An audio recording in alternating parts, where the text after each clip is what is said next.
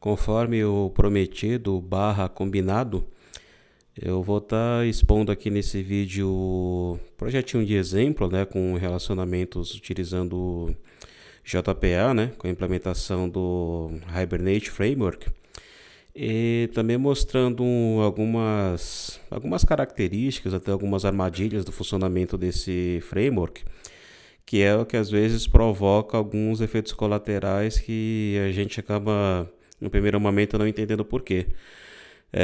De repente dele ter, por exemplo, o clássico problema de N mais 1 queries, onde ele faz mais consultas ao banco de dados do que efetivamente a gente gostaria, ou que estava aguardando o framework fazer. E aí o objetivo desse vídeo é, na verdade, mostrar o projeto de exemplo, né, que ele tem um relacionamento de tabelas aí bem típico.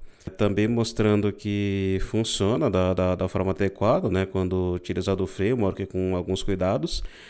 E também provocar esse problema para entender o motivo pelo qual ele acontece, mostrar um pouquinho do funcionamento do framework por baixo dos panos, até para servir de alerta, para tomar uma cautela, né? Tomar alguns cuidados para fazer a utilização. Na verdade, como de repente alguém que possa estar vendo esse vídeo às vezes não está familiarizado tecnicamente, só pegando um pouco do histórico bem breve, quando a gente fala de fazer programas com um paradigma de orientação a objetos se comunicarem com banco de dados relacionais, é muito comum utilizar ferramentas de ORM, que é Object Relational Management, onde ele faz o gerenciamento do mundo orientado a objetos com o mundo relacional, que são completamente diferentes. E até uma questão um pouquinho mais conceitual de framework, que na verdade qualquer framework, seja de tecnologia, de desenvolvimento, de banco de dados, de processos, do que for, na verdade o grande objetivo dele, de qualquer framework que você imaginar, e com o Hibernate não é diferente, é resolver um problema em específico, da forma mais repetitiva e segura que seja pertinente. E o problema que o Hibernate resolve é justamente o problema de você ter dois mundos que não se conversam de jeito nenhum, que são bem diferentes, que é o da orientação a objetos e de bases de dados relacionais, e fazer com que ele se converse da forma mais fluente possível. Só como exemplo de histórico, esse problema ele já é bem antigo no mundo de desenvolvimento, né? Tanto é que, só a título de curiosidade, a primeira release do Hibernate ela foi lançada em maio de 2001. Então a gente está falando de framework que está prestes a completar seus quase 20 anos de idade, né? 19 para ser mais exato. Sendo que a especificação que depois acabou surgindo como um padrão para a linguagem, que é a especificação JPA, o primeiro release dela foi em 2010, ou seja, quase 9 anos depois. E aí, mais por curiosidade também, né? Ano passado, em 2019, houve uma modificação de nomenclatura. Então, desde 2019, que tecnicamente correto, né? Não é mais falar JPA, que é Java Persistence API, e sim Jakarta Persistence, que é o novo nome da especificação querida da comunicação entre banco de dados e programas orientados a objetos. Então, assim, só para dando um breve histórico para apresentar o que é a Hibernate, o que é JPA, que tipo de problema isso resolve, a gente agora vai pegar aqui no código para fazer um pouquinho da demonstração dele e demonstrar algumas armadilhas que é possível que as pessoas caiam. Aqui eu vou abrir o IntelliJ, onde tem o código. Enfim, depois, caso alguém não tenha, eu passo lá o link do meu repositório, desse repositório onde está esse código, vai estar todo na Brint Master, para ficar já atualizado. Vai estar disponível, se alguém quiser baixar para testar, quiser fazer fork, fazer pull request, sugerir alterações, fiquem à vontade. Então, só demonstrando um pouquinho da estrutura do projeto, tudo isso vai estar lá quando vocês baixarem. Tudo eu baseei em cima desse modelo que está aparecendo aqui na tela agora. Então, o que acontece? Deixa eu só minimizar um pouquinho essa parte aqui. Essa tabela que está aqui um pouco à direita do Flyway, pode ignorar, que na verdade era só um versionamento do banco de dados. Daqui a pouco eu explico para que serve isso. Não é o foco aqui desse vídeo, mas só para demonstrar que isso existe, para que serve. E aqui um relacionamento típico, onde temos uma tabela aqui chamada de solicitação, que ela tem um relacionamento com a tabela cliente, que por sua vez ela tem um relacionamento com a tabela endereço carta. E do outro lado também tem a tabela identificada ao contrato, que tem relação com solicitação, que por sua vez tem relação com proposta. É uma modelagem bem típica. É em cima desse que vai partir o exemplo do que vai ser demonstrado aqui. Então, indo passo a passo até demonstrar tudo que foi feito em termos do projeto. Essa é a modelagem dele, como está estruturada lá no banco. E por fim, o que vai ser feito também é o seguinte: isso aqui a gente pode fechar.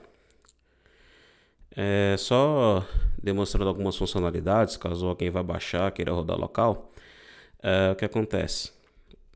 Tem aqui as dependências do projeto. Nada demais em relação a qualquer projeto convencional que tenha uma API exposta, né, com controller e as devidas dependências para banco de dados, o driver JDBC, o Spring Data JPA, validação de entidades, o Commons Lang para fazer alguma validação que for necessária, a transformação de string. Absolutamente nada que escapa de um projeto convencional que vocês devem ter visto várias vezes em vários repositórios, até mesmo está fazendo um. E a única coisa aqui que é mais diferenciada é a presença aqui dessa dependência chamada Flyway, que enfim, não é o foco do vídeo aqui, mas só para título de curiosidade, é esse cara que eu costumo utilizar para versionar banco de dados. Então, o que acontece? Só para demonstrar como é que a aplicação está rodando aqui, né? Para não rodar tudo na máquina, que óbvio que se rodar tudo na mesma máquina vai ficar super rápido a resposta. Para tentar fazer um negócio um pouquinho mais difícil, o que eu resolvi fazer? Eu resolvi instalar o banco de dados num Raspberry Pi Zero, que é um hardware bem limitado. Para quem não sabe de repente do que eu estou falando, é disso aqui, ó. Raspberry Pi Zero. É essa plaquinha aqui, bem enxuta, né, que está rodando o banco de dados local aqui na minha casa. Então o banco de dados está rodando nessa máquina, que se é que dá para chamar isso de máquina, né, essa plaquinha, esse mini computador. Na rede Wi-Fi aqui de um roteador que já não está lá essas coisas, meu roteador Wi-Fi. E eu também estou rodando um projeto de um notebook aqui também, conectando nesse mesmo roteador Wi-Fi. Ou seja, eu deixei de certa forma, a infraestrutura mais precária possível para também não ficar encantado com a velocidade ultra estrondosa que as consultas poderão ser feitas com as queries planejadas, que vai ser mostrado mais para frente. Óbvio que vai ser bem mais rápido do que fazer da forma convencional e com pisar nas cascas de banana, né, que o framework joga no caminho. Mas ainda assim eu resolvi deixar a coisa um pouco mais difícil, só para mostrar a diferença absurda entre uma abordagem e outra. Mas aqui é só a título de curiosidade. Voltando aqui para o projeto, o que acontece? Aqui dentro, para quem tiver curiosidade, eu criei todos os scripts, né, para que ele conseguisse não apenas criar as tabelas, como populá-las, propriamente dito. Então, por exemplo, aqui tem um exemplo de alguma tabela que foi populada, no caso aqui é do identificador contrato. Então, para tornar o teste um pouquinho mais divertido, eu de cara, quando essa aplicação sobe, né, ela espera um banco de dados, que foi configurado também da forma super convencional, como qualquer aplicação com Spring se configura banco de dados. Essa máquina final 40, onde está rodando meu Raspberry Pi Zero com o banco rodando, e ela apenas espera que tenha lá um banco de dados chamado relacionamentos com esse usuário e com essa senha. O restante, a própria aplicação cria todos os objetos do esquema, né? No caso aqui, só está criando tables e sequences, na verdade uma sequence, que é o que é necessário, e ele já popula todo o banco de dados. E aí o Fly ele funciona dessa forma. ele exige essa nomenclatura bem específica aqui de nomenclatura de arquivos, e dentro dele vai colocando somente o que é necessário para você poder modificar o seu banco de dados conforme é, você vai alterando ele ao longo do tempo. É uma forma de você controlar, de certa maneira, via código, todas as modificações que acontecem em seu banco de dados. Então, se você quiser rodar a sua aplicação local, basta garantir que o banco de dados exista com aquele usuário e senha tendo permissão, que o restante o próprio Flyway se encarrega de criar não só as tabelas, como os relacionamentos, enfim, tudo que está nesse script SQL. Só estou explicando isso para não dar a entender que é algo quase que mágico que está acontecendo. Não, tem. Falar, não mandei configurar nada, ele já criou uma porrada de tabela com uma porrada de registro. De onde que viu isso? Desses registros SQL que estão aqui. Aí tudo bem. Aí depois que a aplicação subiu, né, que ele rodou esses esquemas, né, esses comandos SQL, né, por meio do Flyway, aqui segue uma aplicação Java, né, com Spring Framework, baseado em Spring Boot, super convencional, como vocês já estão habituados a ver por aí e também construir. Tem aqui os controllers, né, que na verdade eu só criei um, como exemplo, onde tem um endpoint que eu vou pegar somente a solicitação, outro endpoint que eu vou pegar somente a solicitação com o cliente e outro que eu vou pegar a solicitação, cliente e endereço, tudo alinhado. Porque às vezes pode ter essa situação de, como é comum, de numa mesma entidade você tem interesse de coletar somente os registros daquela entidade, sem trazer nada alinhado, ou você trazer registros alinhados quando você tem relacionamento entre elas. Como que você controla isso para ficar da forma mais performática e segura possível? É isso que a gente vai ver já já. Então aqui é um controle super convencional, nada demais, que por sua vez ele invoca um service. E aqui quando a gente vê as implementações desse service, também super tranquilo também, que ele faz as respectivas requisições nos repositórios que foram previamente configurados dentro aqui desse package aqui no caso desse projeto. Faz as devidas requisições e logo em seguida ele faz os returns para cada um dos métodos privados para devolver, ou nesse caso, ou somente solicitação, ou solicitação com cliente sem endereço, ou solicitação com cliente com endereço. Tudo é por meio de queries planejadas. E essa é uma coisa que eu vou falar bastante ao longo desse vídeo relacionada a queries planejadas. Indo agora, vendo como é que está a parte de entidades, por exemplo, como a principal do processo aqui é a entidade de solicitação, só modificando um pouquinho aqui e relembrando aqui do diagrama de tabelas. Aqui como é que está funcionando. Temos aqui a solicitação, que por sua vez ela tem uma entidade alinhada, né? Chamada cliente, que por sua vez tem uma chamada endereço carta. Que o exemplo que a gente vai ver aqui é compondo esses relacionamentos aqui. De forma que eu seja capaz de pegar somente a solicitação quando eu quiser, solicitação com cliente ou solicitação com cliente e endereço. Para fazer o mesmo processo nas outras entidades, basta seguir o exemplo do que foi feito aqui nesse alinhamento de solicitação, cliente e endereço carta. E é rigorosamente igual. Posto isso, como que está a entidade de solicitação, por exemplo? Aqui foi colocada a opção de uma classe de key, que ela nada mais é do que uma classe convencional, que ela só tem os atributos, aqui utilizando o Lombok, que contém os atributos que compõem a chave primária. Nesse caso aqui eu estou utilizando uma chave primária composta, que é um exemplo um pouco incomum de como fazer esse tipo de relacionamento. Na verdade, quando você precisar lidar com relacionamentos que tem uma chave primária simples, né, somente de um campo, vai acabar ficando até mais fácil a tarefa, que você vai notar que você vai precisar fazer menos atividades do que seria feito com chave composta. Como chave composta é mais incomum e é um pouquinho mais chato de encontrar bons exemplos na internet, em fóruns, e só quando tem bons fóruns, fórum gringo, com uma didática muito específica, então preferi fazer do exemplo mais, entre aspas, difícil, para já facilitar um pouco o trabalho. Então aqui, nada de demais dessa entidade. Se quem quiser ver como é que ela é criada, tem os create tables dos scripts SQL que eu mostrei agora há pouco. A mágica acontece aqui. A mesma lógica que foi aplicada aqui para a relação do identificador contrato, conforme está no desenho das entidades, foi aplicada para cliente. Então, o que acontece? Todo esse relacionamento ele foi pensado para sempre fazer queries planejadas. Que é assim, o framework, no caso o Hibernate, ele foi criado para resolver um problema. O problema é tentar tornar a comunicação entre o mundo objeto relacional e o mundo de banco de dados relacional, de tabelas, o mais fluente e simples possível de ser feito. Tanto é que você consegue rapidamente criar entidades, como essa que está presente aqui na tela agora.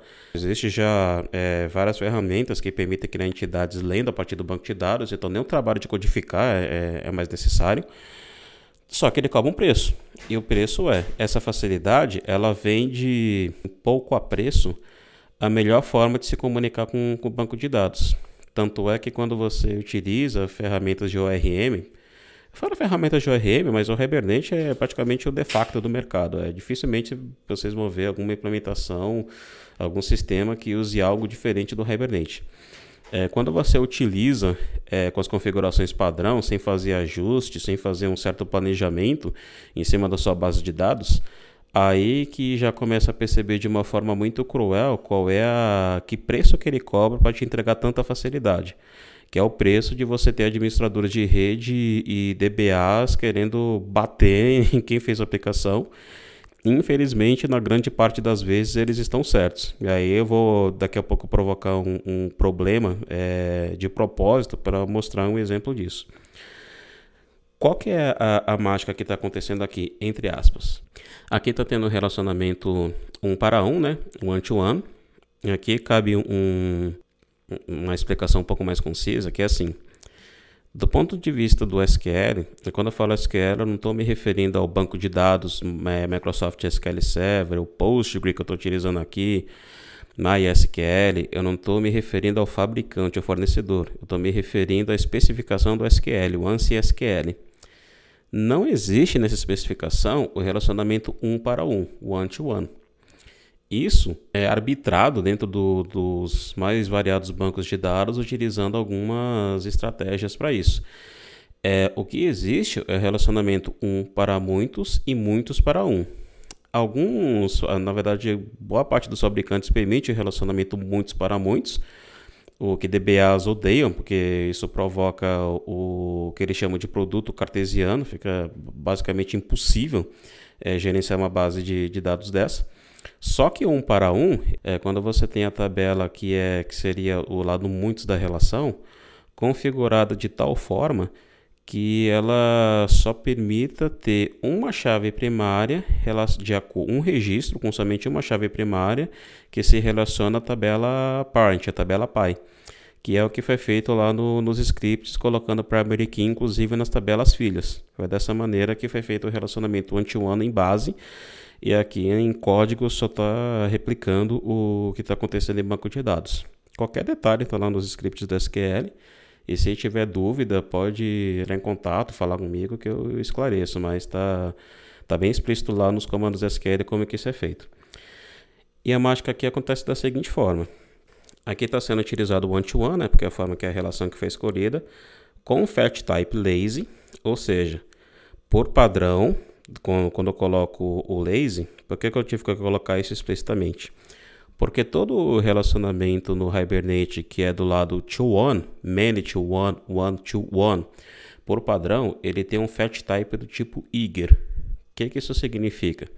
Que quando você, se não tivesse essa marcação, né, por padrão, quando eu fosse fazer uma consulta em cima de solicitação, que é a entidade de interesse que eu queria fazer, que eu quero fazer uma consulta, por padrão, ele vai fazer queries também para trazer todos os relacionamentos que estão referenciados com a tabela cliente, mesmo que eu não queira.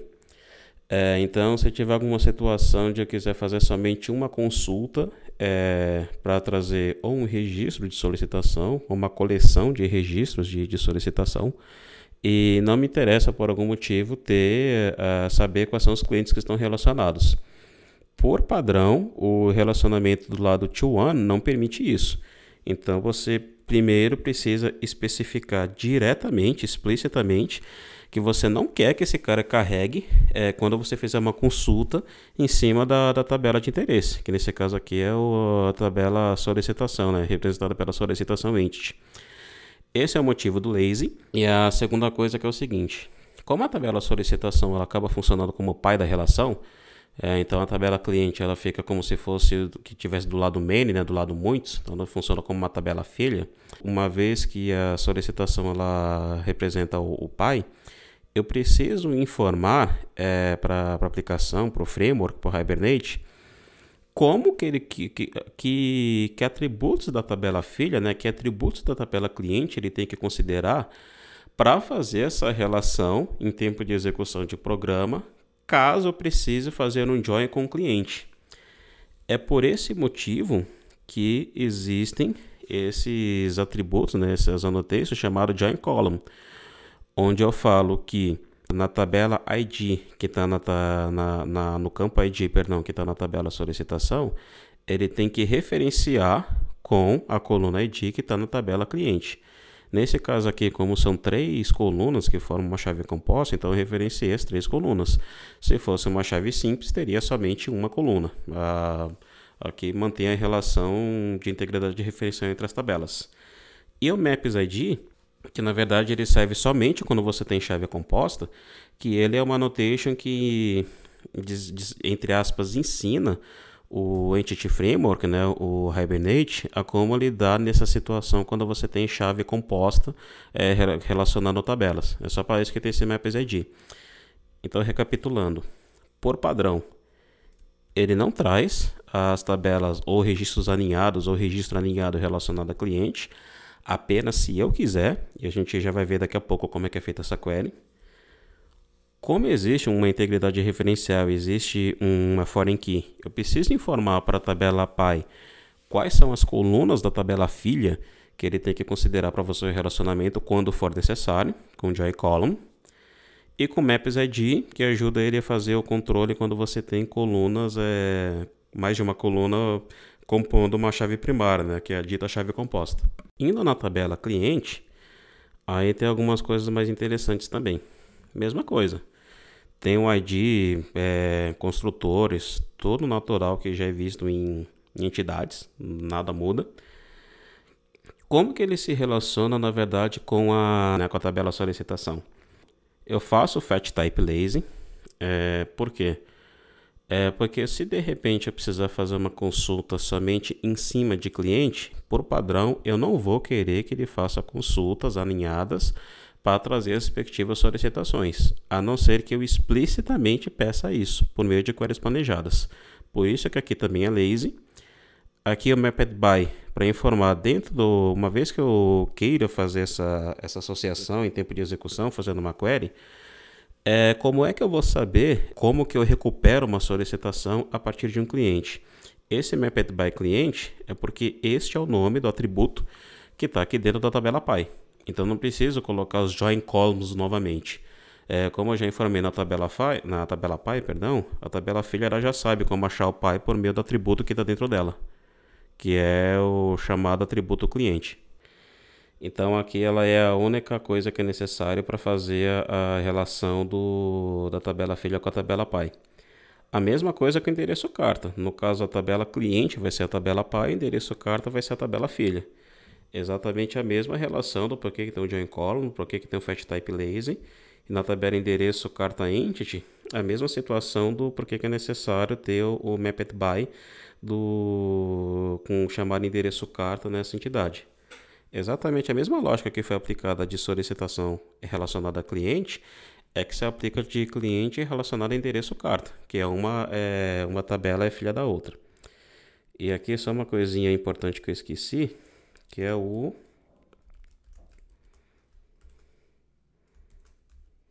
Maps ID. Pronto. Posto isso, mostrando assim como é que como foi criada as entidades, o restante lá de outra entidade, como proposta, identificador, contrato, elas estão seguindo exatamente a mesma lógica, como vai ficar claro na execução do programa. E aqui a gente vai fazer o seguinte, tem esse solicitação service implementation, que é de fato que o controller vai executar quando ele receber alguma requisição. E só para demonstrar isso funcionando na prática, deixa eu colocar aqui para rodar o projeto, por exemplo, e deixar a aplicação subir.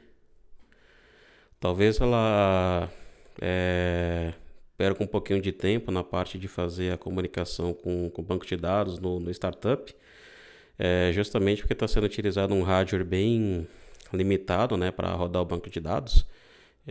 Proposital isso, né, para ficar um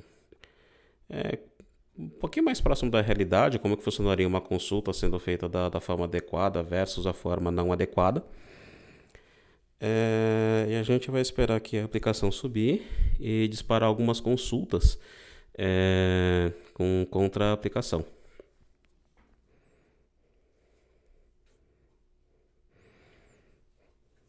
Aqui, conforme esperado, ele deu uma travadinha na parte do banco de dados, né, mas já subiu a aplicação.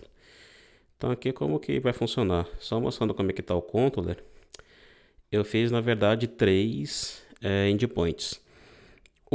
Onde eu pego somente as solicitações. Onde é aqui no segundo que eu pego solicitações com clientes. E um terceiro que eu pego solicitação com cliente e com endereço. Colocar as 3 possibilidades.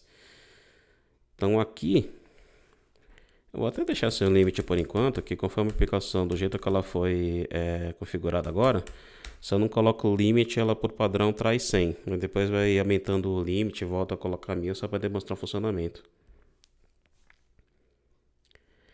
Então o que acontece?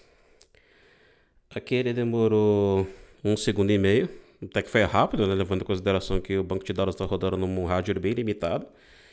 Levou 1,5 segundos para trazer 100 registros. E quando a gente vai vir aqui na aplicação, ela fez somente 2 queries planejadas, e a gente está utilizando o framework de forma que ele consiga fazer requisições no banco de dados a menor quantidade de vezes possível. Quanto menos eu chegar no banco de dados, melhor. Quanto menos vezes eu precisar ir no banco de dados para recuperar a informação que eu preciso, melhor. Nesse caso, o mínimo que ele consegue fazer são 2 requisições. A gente já vai ver o porquê, na hora de ver as queries planejadas, por que ele faz isso. Ou seja, dadas as características do framework, ou seja, já que eu estou utilizando o framework, então eu estou aceitando que ele vai resolver um problema para mim, então preciso fazer com que o framework trabalhe da melhor forma possível para atender algum requisito que seja de meu interesse. Nesse caso, o requisito é de performance. E o melhor possível, dentro daquilo que ele entrega, é fazer 2 requisições. Menos custosas, mais 2. Então é assim que a gente mantém. Então perceba o seguinte, ele precisou apenas fazer 2 requisições para trazer somente solicitações. Agora a gente limpa. Agora a gente vai fazer a solicitação com o cliente. Trouxe o resultado alinhado. Na console, mesma coisa. Fez apenas o mínimo de solicitações necessários ao banco de dados, que nesse caso foi o select na própria solicitação e um count. A gente já vai entender por que ele faz esse count. E por fim, a gente pode fazer com endereços. Mesma coisa. Aqui ele já conseguiu trazer até um pouco mais rápido, né? 307 milissegundos. Que com certeza o banco ele já cacheou alguma das consultas que a gente está fazendo. Então ele conseguiu trazer a solicitação com o cliente, com o endereço. E aqui a mesma coisa, fez o mínimo de requisições possíveis do banco de dados. Não disparou aquela porrada de requisição.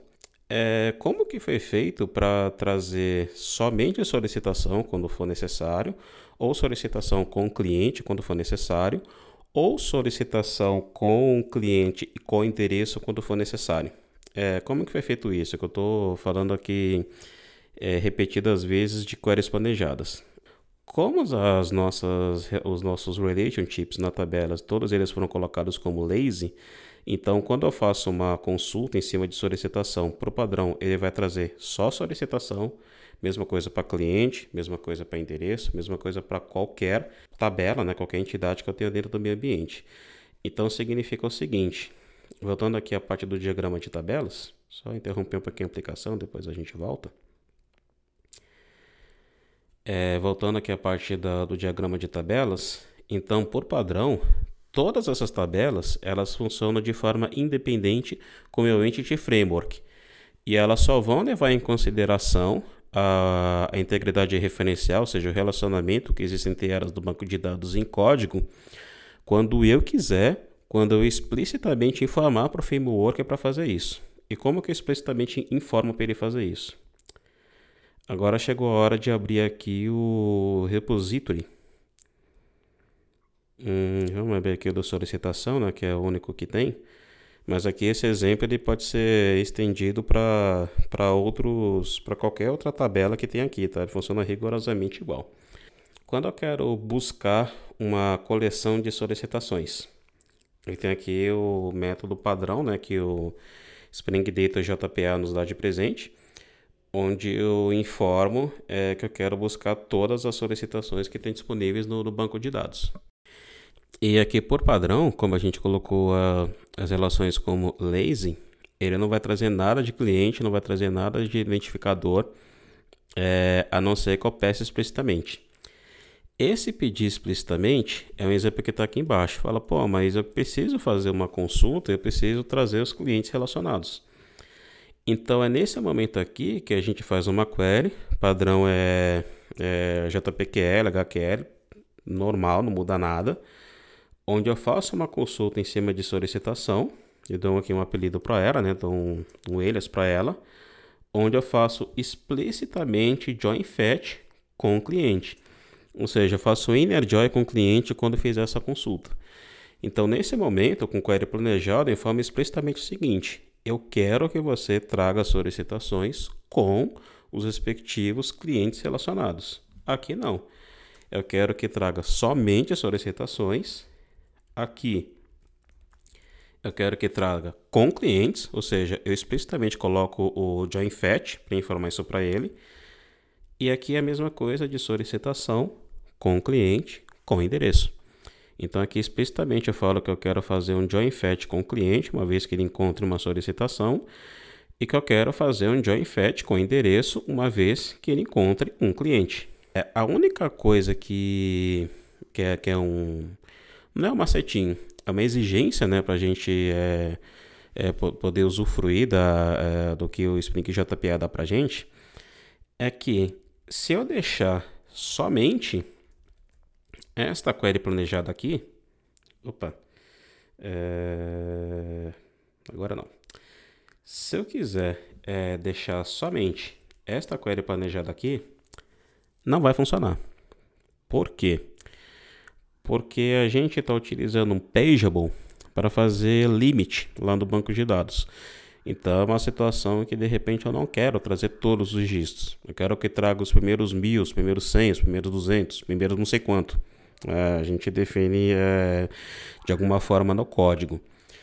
Só que quando a gente coloca somente o select na annotation query, que é o convencional, a aplicação vai dar um erro com uma stack trace gigantesca, mas basicamente o erro que a aplicação vai dar é o seguinte: fala, você está mandando fazer uma query aqui utilizando a implementação padrão do JPA do Spring, só que você está passando um pageable como argumento e eu não sei o que fazer com esse pageable. Eu não tenho a mínima ideia do que fazer com esse tipo que você está passando como argumento para mim, que é esse cara aqui que está selecionado. Por que ele faz isso? Conforme a aplicação estava rodando, foi percebido que ele faz 2 consultas no banco de dados para fazer queries planejadas ou queries com o máximo de qualidade possível. Uma, que é a consulta propriamente dita, ou seja, dos campos, né, dos registros que a gente quer recuperar no banco de dados. E ele faz uma segunda consulta, que é um count, que é exatamente esse count que o pageable utiliza para saber se o resultado da consulta, que foi realizada no passo anterior, coincide com o número que o count retornou para os mesmos critérios de consulta. Então ele compara uma coisa com a outra, então ele sabe que o limit, o pageable, teve um retorno com sucesso e devolve o resultado. Então, o que acontece? Para o Pageable funcionar quando a gente tem queries planejadas nossas, queries personalizadas, a gente precisa informar para ele como é que ele faz o count dentro da tabela de dados para poder comparar os resultados. E isso é feito passando o argumento count query. É por isso que a gente passa esse argumento aqui, que você pode notar que ele é rigorosamente igual à query anterior. Se aqui tivesse uma cláusula where na query aqui em cima, também deveria ter cláusula where na query aqui embaixo, rigorosamente igual. Só que aqui eu estou mandando ele recuperar todos os registros pertinentes do banco de dados. Aqui, ele recupera somente a contabilização deles, faz um count. Então a gente tem que ensinar nessa situação, quando a gente quer passar um pageable para queries planejadas, como é que ele faz um count do resultado do banco de dados. É por isso que tem esse count query dentro da annotation query. E aqui só mostrando um pouquinho da implementação, que aqui é o passo que eu comentei que eu ia fazer colocar uma casca de banana, que acontece muito sem querer. E aqui que vai manifestar o problema do N mais 1. O que acontece?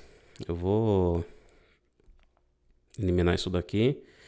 Para cada endpoint que foi exposto lá no controller, no solicitação controller, ele invoca respectivamente um método aqui no service, onde ele faz o find de solicitações, o find com clientes e o find com clientes e com endereços, que respectivamente ele faz o retorno dos métodos privados que está na classe, um que faz um preenchimento de uma lista de DTOs contendo só as solicitações, aqui as solicitações onde ele appenda o resultado de clientes propriamente dito, que quando vem na query planejada, e aqui é a mesma coisa que ele faz o append de clientes com o append de endereço carta para poder exibir em formato JSON no resultado lá do controller. Batendo o olho nesse código, uma vez que eu estou retornando uma query que ela não traz o relacionamento da integridade referencial por padrão, e aqui eu estou criando aqui um objeto de DTO convencional sem nenhum tipo de novidade, e que eu também informe explicitamente para ele só incluir no resultado campos que não estejam nulos, a gente de certa forma induzido a tentar chegar no seguinte raciocínio. Ora, se eu fiz uma query planejada, que só traz nesse caso apenas solicitação, e não traz cliente, então quando eu pegar um get cliente, ele vai me trazendo porque não tem nada, e eu simplesmente posso pegar essa referência de null e appendar dentro do solicitação de TO no set cliente, que não vai ter nada, não vai ter referência para absolutamente nada, e como o Jackson via Annotation ele foi configurado para só informar campos que tenham atributos não nulos, então ele vai trazer apenas as solicitações quando eu fizer uma query planejada para isso. E quando eu fizer uma query planejada que também traga solicitações com clientes, o cliente vai passar a ser não nulo, ele vai trazer uma referência para o objeto, eu passo essa referência para dar um set, solicitação de DO.set cliente, vai dar um objeto não nulo lá dentro, e ele serializa esse resultado para mim. Então a gente é tentado a pensar que com um único método, a gente pode trazer o resultado de duas queries, e o próprio método se encarrega de setar nulo ou não nulo de acordo com o resultado. O que dá a entender que a gente poderia utilizar um método só, no caso, ao invés de utilizar três, um para cada resultado. Em que pese que isso daqui ele foi pensado para demonstrar apenas a parte dos relacionamentos e problemas de N mais 1, algumas armadilhas que acontecem. Então esse método aqui, esses métodos, na verdade, eles são passíveis de melhorias e são passíveis de sofrer sobrecarga, fazer algumas melhorias pensando em orientação a objeto.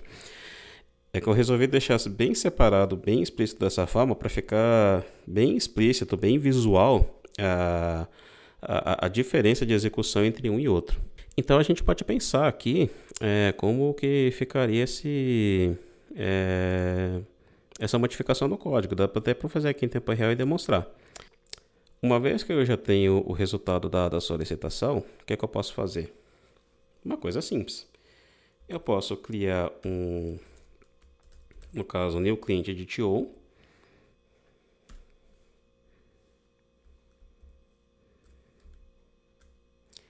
E aqui eu vou associar um novo atributo para ele.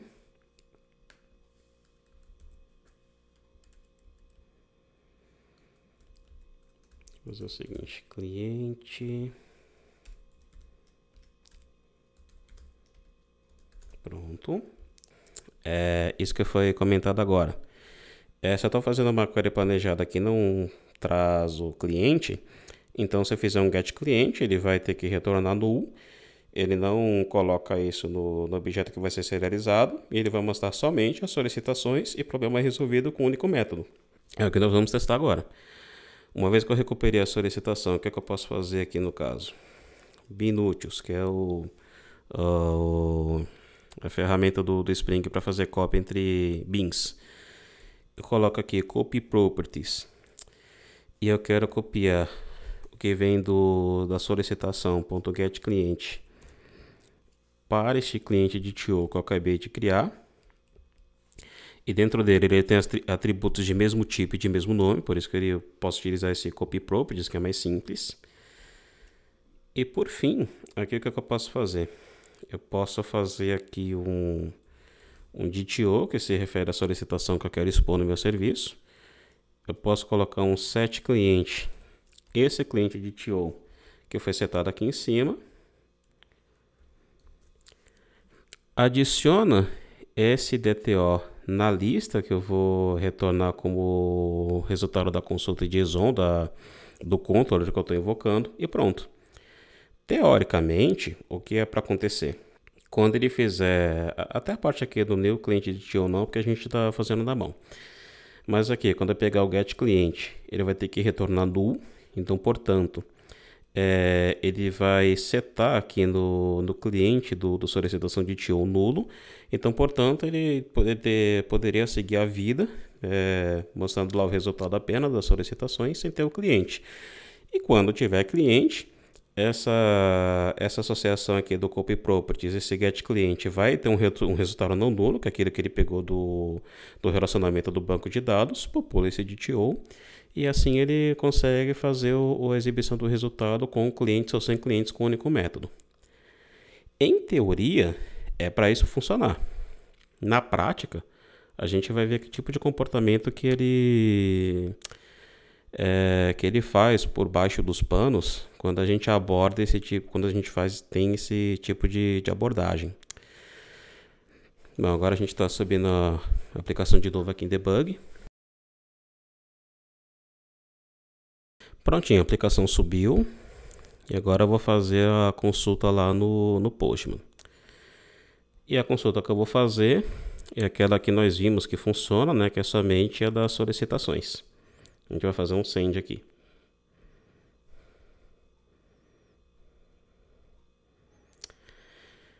Perceba o que aconteceu agora. Além de ter demorado bastante, né, em que pese o fato do hardware ser limitado, demorou quase 3 segundos para trazer o resultado da query. Perceba o seguinte, ele além de demorar mais, ele ainda trouxe o cliente que não era para essa query trazer. Se nós voltarmos aqui no console, olha o que aconteceu aqui. Esse é o clássico problema N+1 que a gente vê em muitos fóruns. Por que N+1? Porque ele fez as respectivas consultas para que fosse possível retornar o resultado de solicitação do banco de dados. Deixa eu apagar esse negócio de conflict aqui, depois eu resolvo. Fez o mínimo de consultas necessário para que fosse possível retornar as solicitações do banco de dados e fez N consultas, no caso 100, né, que é o valor padrão, N consultas para recuperar os respectivos clientes. Mesmo a gente não solicitando explicitamente, mesmo colocando todas as relações como lazy, mesmo fazendo queries planejadas. E a pergunta é, por que isso aconteceu? É uma casca de banana, mas em específico desse framework que a gente vai aprender agora. Vou limpar aqui a console. Vou colocar um breakpoint aqui dentro. E vou colocar um outro breakpoint dentro aqui do for each. Depois do outro fórum eu explico por que eu estou utilizando o for each em vez do laço for convencional. Aqui na verdade eu só estou fazendo alguns testes de desempenho. Aqui, como a massa de dados até é relativamente pequena, poucas requisições, acaba não dando muita diferença, mas é um estudo que eu estou fazendo para um outro momento. Então aqui a gente vai fazer novamente a consulta e verificar passo a passo o que está acontecendo. Bem, voltamos aqui no Postman e vai iniciar aqui o breakpoint. O que acontece? Quando nós vamos aqui em solicitações, que ele traz todas as 100 lá do banco de dados. Aqui ele está dando um problema aqui de toString. Isso daqui vai ser corrigido no código que vai subir para master. Mas por que ele está dando esse erro? Porque o que acontece? Como foi colocado a annotation @data dentro de cada uma das entidades, o data do Lombok, ele traz para a gente alguns métodos implementados de presente. Um desses métodos é o toString, que é o que ele está acabando reclamando aqui.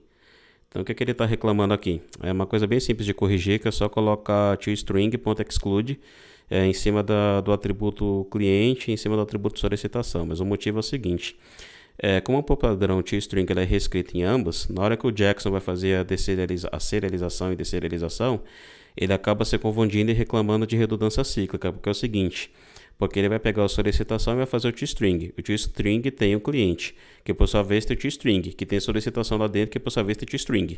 E assim ele fica fazendo essa redundância cíclica. Então, quando você coloca o toString.exclude, ele interrompe essa redundância cíclica e passa a exibir a impressão do objeto em texto corretamente. É por isso que ele está dando esse erro, mas precisam notar que na versão final vai ter lá o toString.exclude que elimina esse problema. Isso aqui é super simples de arrumar. Mas o foco é o seguinte: quando nós vamos vir aqui na solicitação, trouxe lá do banco de dados aquilo que a gente esperava, os primeiros 100 registros, no caso padrão, né? E aqui a gente vai pegar, por exemplo, o cliente, que é o que não deveria vir.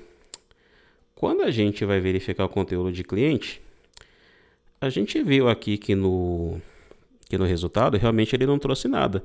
É como ele realmente não tivesse feito a consulta lá no banco de dados para trazer cliente. E realmente não trouxe. Só que repare numa coisa aqui que é muito importante. Quando a gente vai ver o atributo cliente, aqui no solicitação entity, a gente tem os atributos relacionados respectivamente a cada uma das suas colunas da tabela do banco de dados. E a gente tem uma relação de um atributo chamado cliente, que ele é do tipo cliente entity. Porém, como que o Hibernate trabalha? Perceba que o tipo que ele está colocando aqui de cliente não é cliente entity. Ele está trazendo um cliente entity que foi encapsulado por um outro tipo chamado Hibernate Proxy. O que é esse Hibernate Proxy? É a forma como o Hibernate gerencia objetos que ele utiliza quando interage com o banco de dados. Então, quando você vai fazer uma consulta, enquanto a sessão não está encerrada, o que ele faz? Como que é o funcionamento dele por baixo dos panos? Ele cria um proxy, ou seja, ele cria uma espécie de fake, não é o termo correto, mas vamos colocar dessa forma para entender melhor, onde ele te traz uma representação de cliente. Não é a entidade cliente propriamente dita, é uma representação de cliente que ele está gerenciando enquanto dura a sessão lá com o banco de dados. E como ele está gerenciando isso, ou seja, ele está em constante contato com o banco por meio do proxy, ele fica fazendo o gerenciamento desse cliente a fim de fazer qualquer interação que ele julgar necessário. Se você não fizer nenhuma interação, que é o que acontece com as queries planejadas, tudo bem. Depois que ele retorna o resultado, ele simplesmente destrói esse proxy, retorna o resultado com a collection, com o único registro que você pediu, e tudo bem. Entretanto, quando você pede para ele interagir com esse proxy, né, com esse cliente que está encapsulado dentro do proxy, ele verifica se ele tem que retornar ao banco de dados para consultar ou fazer alguma interação relacionada a este objeto, a esta entidade, e se ele julgar necessário, ele faz. E como que ele toma essa decisão? É o que eu vou mostrar agora.